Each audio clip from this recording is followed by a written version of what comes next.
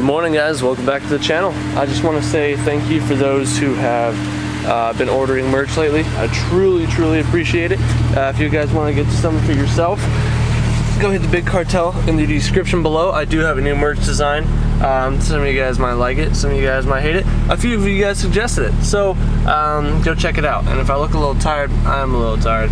I was up late prepping material, and now I'm up early going to get coffee because I gotta come home, I gotta edit a video, and then we got a car to work on because we've been blessed with some more side work. So let's go get some Dunkin'.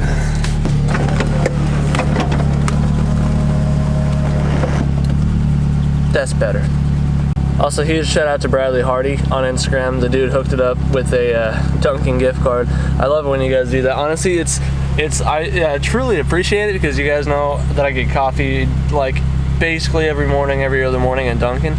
But honestly, a lot of the time I don't even have to pay for it because you guys are so kick-ass that a lot of you guys honestly end up sending me like $10 and $15 Dunkin' gift cards, like e-gift cards all the time. And it's funny that I've kind of built this reputation for myself, but it's truly awesome. So thank you guys so much, and thank you Bradley for being the latest person to hook me up with some Dunkin'.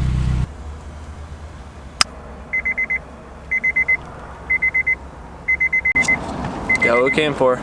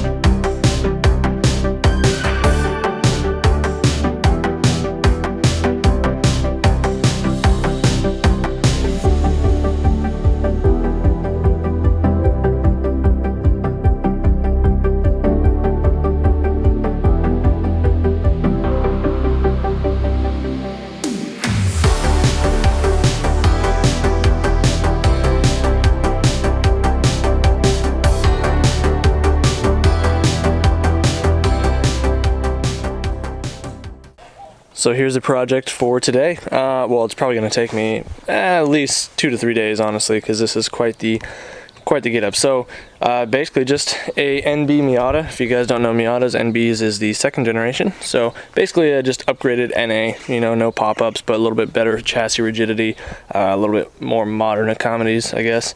Accommodations, whatever. So the issue right offhand is you guys might be able to see already that frame rail down there, let me try and zoom in on that, that frame rail is awfully close to the turbo housing, so that's already an issue. But I ran into this issue on my Miata, which was part of the reason my downpipe was shaped kind of like a dragon, because I had to do all the curves. Obviously, in terms of flow, the straighter the better. So the kid said if I have to, if it flows better and if it's easier on me to notch the frame rail, which I already am seeing I'm going to have to do. I did make a whole bunch of pie cuts, probably 35 pie cuts last night, got them all cleaned up. So I might play with them. I might not have to notch that. It's all just going to depend. But we're doing 2.5-inch pipes, so it is externally gated. Most Miata guys run internally gated turbos, so that's kind of an issue just because that's a little bit more work that I have to do. Plus, it's just difficult getting down in there. But it's got to get done anyway. So I think we might tie the wastegate in. We got some 1.5-inch stainless over there. We might tie the wastegate into the downpipe. Not totally sure yet. Kind of have to figure that out once we get in there and see how much room we have to work with. But yeah, so basically we just got to get this all taken apart, get the turbo off, get the manifold off, blah blah blah, and see kind of what the room is that we're working with. And then he also has an ISR exhaust laying over there that he dropped off a few weeks ago. So I'm basically building the downpipe to meet up with that exhaust. So the kid did bring the car by, like I said, a few weeks ago for the quote and whatnot. And yeah, if any of you guys are wondering what I charge for a job like this one starts at about $450 to $500. And even then, like, I'm undercutting myself pretty good. I mean, just the downpipe alone, I should be charging $500 for it, let alone all the labor that goes into just getting to and then reassembling everything. So I don't know exactly what I'm gonna end up charging them, but probably between the $500 and $600 range. And take me about 2 days to really get this stuff done. Thankfully, I'm pretty versed with the Miata stuff now. that I had mine, so it shouldn't take me too long to get this all apart, but it also depends on how it was put back together. So we're just gonna get cracking at this because we got a lot of work to do.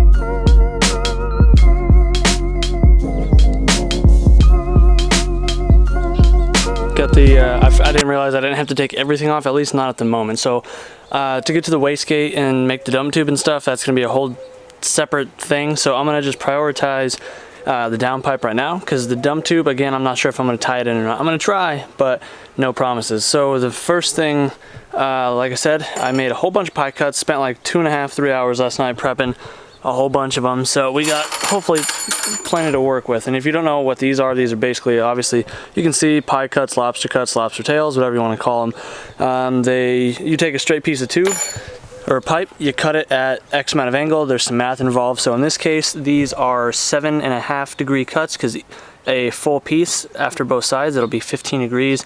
15 goes into 9, 6 times? So it takes 6 of these pieces to make a 90-degree radius, and it's also makes it so you can get the full flow without having to say crush bend a tube or mandrel bend. It wasn't an option at this point because I didn't have any mandrel bent stainless, so I had to make my own bends. But good thing about pie cuts is you can orientate them in different manners, so you can make a tube that has to go down and then over a little bit, and then while twisting. So you guys get the idea. So we got a new flange here, and literally this is all just trial and error of like line up, eyeball, mark, tack, line up, eyeball, mark, tack, and rinse and repeat until you can figure something out. So ideally, where I'd like this to shoot out at is you have to make it go right down in here. You can see this right here, this little silver thing, that's just a vacuum line. We can route that somewhere else. It normally was running under here. So this is honestly just kind of all around in my way, so we'll try and push that because that's for the wastegate. But yeah, so we got this open area here, and we're trying to get it to go to the left of the steering shaft here, and we have to kick it out this way. This little wrapper's in the way as well, but you can kind of see the light down there. That goes to where we need it to go, next to the transmission. So objective is get down there.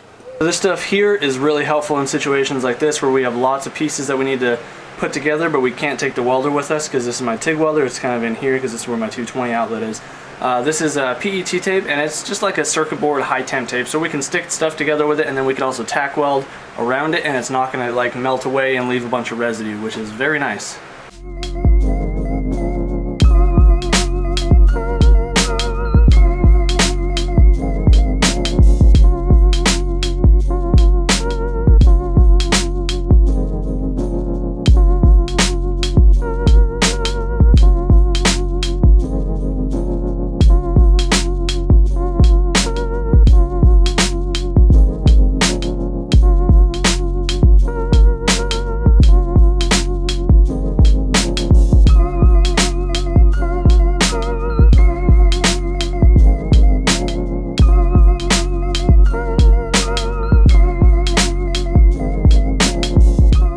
Been steady chipping away at this, so I got the first part done here. It's looking fantastic. I actually don't have to trim the frame rail at all, and you can still get that bottom bolt in. Like, there's space for the bolt.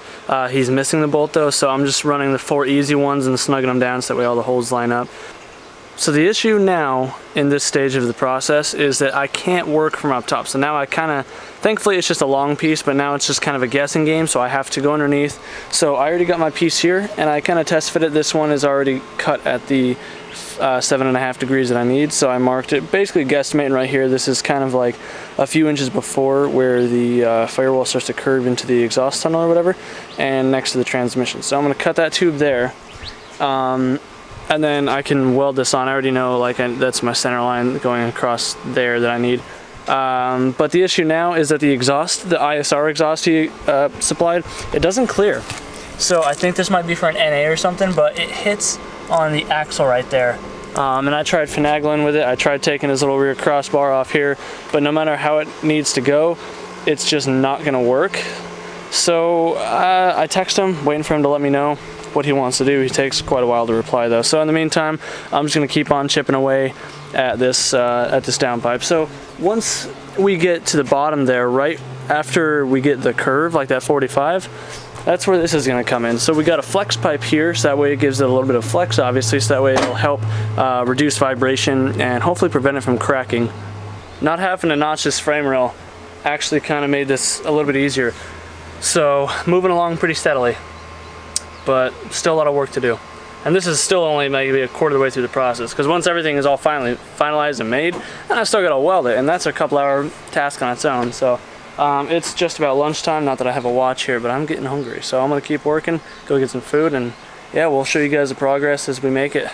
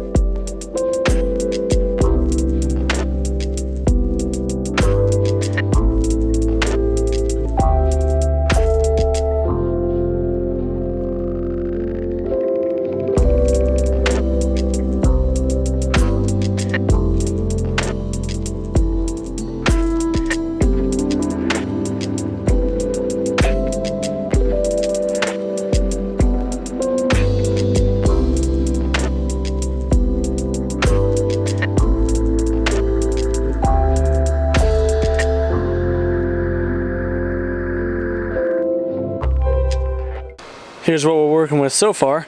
So this goes all the way up to just a hair past the subframe, so this is where it enters the exhaust tunnel.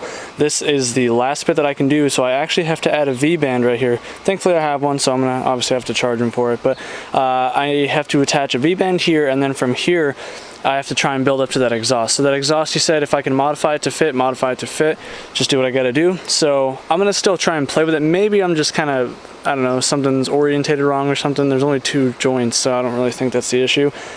But either way, make it fit, and I need to have a separate section to go from here to the mid pipe, because this area cannot fit with the turbo like as a whole downpipe. So add a V-band, and then this section's done, so I'm gonna go ahead and then weld this thing up, and that'll also let me be able to figure out exactly how I need to build the next section, because being that this is stainless, even though I did lay like 5 or 6 tacks on each joint, stainless does shrink as you weld it, so that's something to take into account and compensate for it.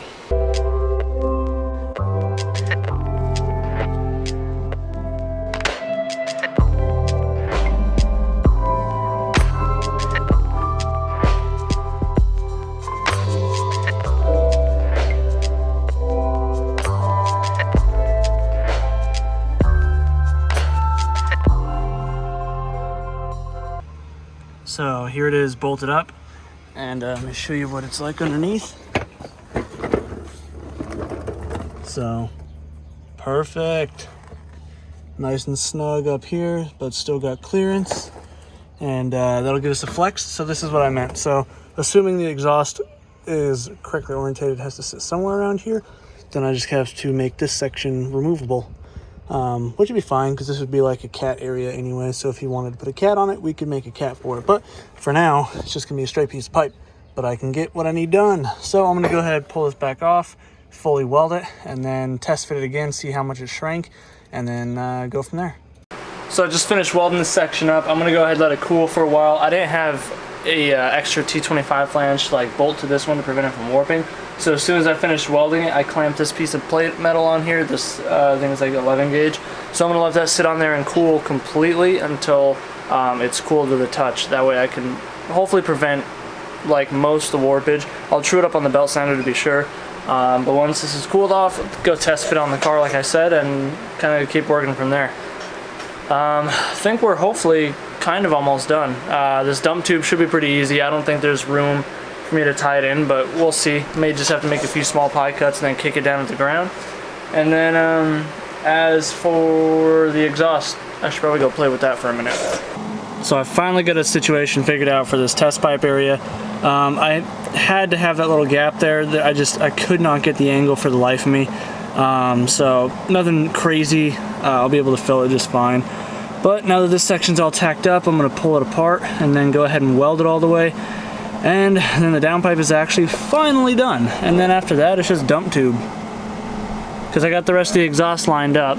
So the only other thing is that hanger right there has to be modified a little bit, because if I put it into the hanger like itself, it hits the axle. So I'm going to leave it as is and then just modify that hanger. Okay, got the test pipe all welded up. Should be solid. Now I can just bolt this up, double check it fits, and then the only thing left to do after that is add the weight or the O2 bung, which, well, that'll be pretty easy. So probably gonna add it. See, I don't really know, because he had the other one like right up here. Well, I think right here per se. So I may have to drop this one down a little bit lower in there somewhere. So I don't know. I'll have to figure that part out yet. Ended up working pretty, not late last night because it was a long day. I think I put in 11 hours yesterday. So got the O2 bung all welded up, all back purged, all nice. And then I think we ended the other clip on this piece, the test pipe area. So I got my little badge on here, and I also just finished bolting up the dump tube. I made a nice little guy, just tucked it down right in there.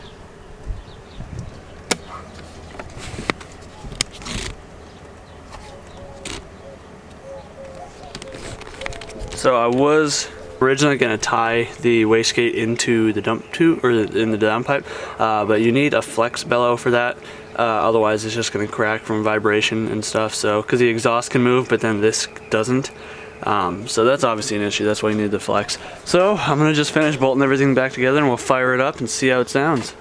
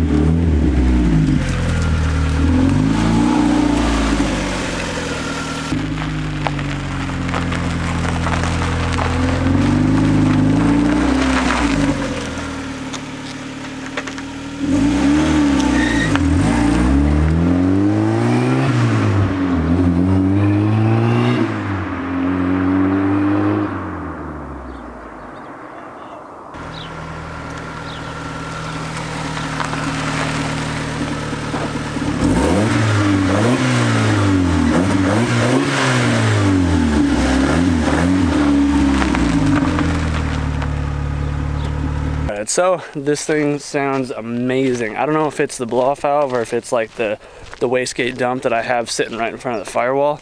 Or maybe if it's just because the hood is off, but it sounds so sick, whatever it is. When you let off throttle, just that throaty, like, but I don't know what a tile wastegate sounds like. Or, wait, no, yeah. I've always ran internally gated turbos, but either way, whatever it is, it sounds good. It does not sound like a hood dump like it did before, so I think the guy is going to be overall extremely stoked. But I'm going to end this video off here, guys. If you want to help support the channel, I encourage you to go buy some merch, hit that subscribe button if you're new to the channel. I'd really appreciate it. And yeah, if any of you guys are local, you need some work like this done, you need an engine swap, you need fab work especially, yeah, hit me up. Anyways, guys, do what you love, forget about the rest, and we'll see you in the next one. Peace out.